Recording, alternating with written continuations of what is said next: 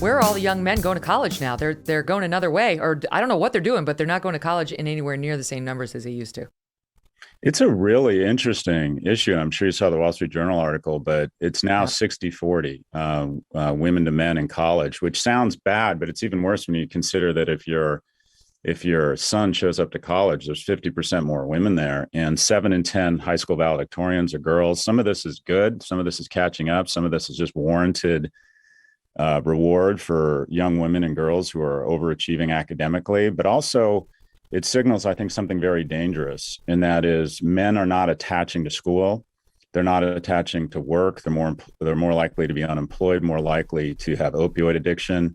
And also, this is a strange stat.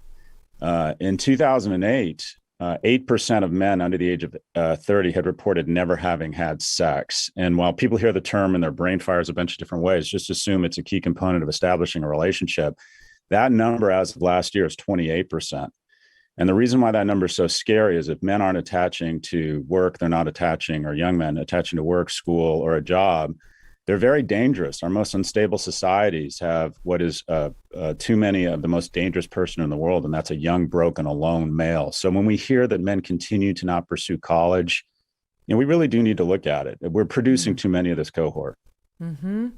Do you think it has to do anything with politics at all? With how, in particular, the white male has been so Mm-hmm. demonized, and they know what's going to happen on college campuses. They're at the lowest on the totem pole in terms of economic or socio, I should say, status. And I don't know. I'm just talking to my friends who are very worried about their son, who's a conservative. Mm-hmm. He's a senior in high Mm-hmm. school, but he's been really attacked and demonized by the faculty at his school. And they're thinking it's only going to get worse when he goes to college next year. I think they'll still send him, but I wonder how much of that Mm-hmm. plays into their unwillingness to put themselves through those 4 years.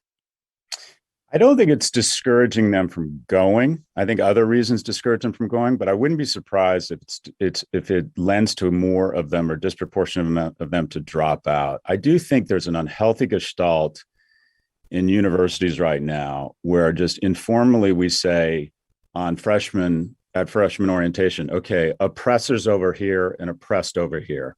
Mm. And we start from an unhealthy place of identity politics.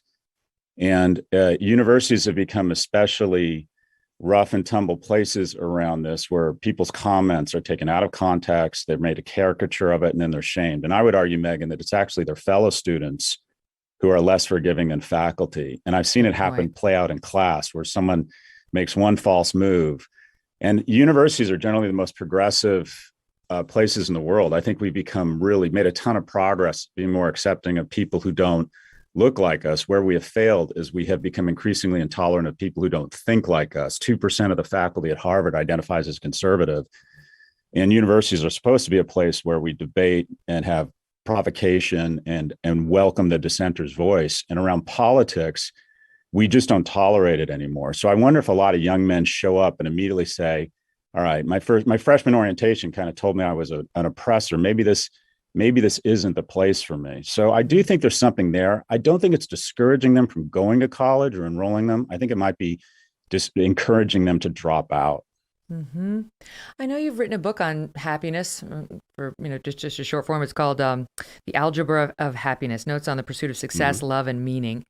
And I do wonder, because I feel like you've written so much on big tech, and it's so ubiquitous in our lives, and these companies that have all these tentacles, and they're manipulating us in ways we don't even fully understand, but we can feel it, whether we know it's as a result of all the hours we spend on Facebook or not.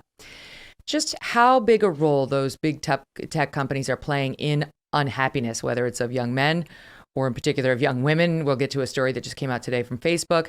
How Mhm. how meaningful do you think their role has been? I don't even think it's meaningful. I think it's profound. My colleague at NYU, Jonathan Haidt, wrote this fantastic book called The Coddling of the American Mind. And we Amazing. have an epidemic or an emerging epidemic in teen depression. And he identified two sources of that, or two drivers. The first is our fault as parents, Megyn. I know you're a parent as well. And that is our concierge or bulldozer parenting has led to this sort of this approach where we use so many sanitary wipes on our children's lives that they don't develop their own immunities. And we develop this Princess and the Pea generation where they show up to college and get their heart broken or get their first C and literally freak out. The second thing, though, is that social media has been proven, and even Facebook knew this and decided to hide it, to result in greater levels of depression. That levels of depression in young men and especially young women are correlated with social media use, and specifically around Instagram. And it used to be when you and I didn't get invited to a party in high school, it was bad, and that happens to everybody. But now you see it play out in real time on your phone. And it's especially damaging to girls and young women because men or boys bully physically and verbally. Women or young girls bully relationally, and we've put these nuclear weapons in their hands, and we keep waiting for the better angels of these companies to show up, and it just doesn't happen.